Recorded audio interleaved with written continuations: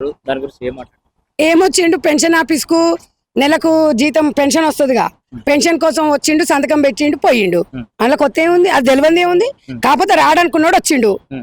ఎందుకంటే దాదాపు 80-90 లక్షల జీతం తీసుకున్నట్టుగా తెలుసు ఇప్పటివరకు. తీసుకున్నాడు. మరి మీ మైక్ తీసుకుపోయి అలా మూతికాడ పెట్టాలి, వాళ్ళు చెప్తారు. మొన్న అసెంబ్లీకి వస్తే హార్ట్ అటాక్ వస్తుంది అన్నారు. ఎవరికి హార్ట్ అటాక్ వచ్చింది?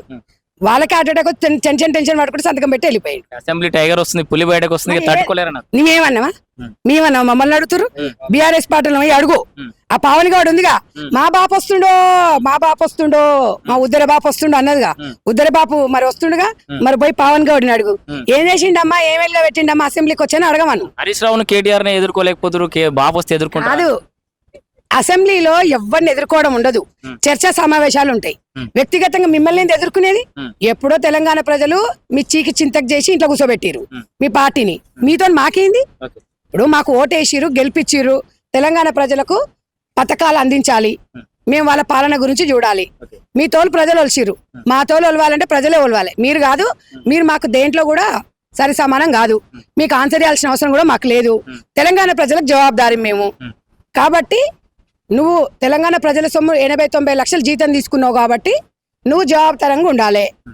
ఓ అన్నాడు, మా అయ్యే అసెంబ్లీకి వస్తే హార్ట్ అటాక్ వస్తుందని. ఎవరికి వచ్చింది హార్ట్ అటాక్? మరి ఇక ఈ పిల్లపిత్రే కేటీ రామారావు ఉండుగా, ఒక సీఎం వస్తే కనీసం రెస్పెక్ట్ కూడా లేదు.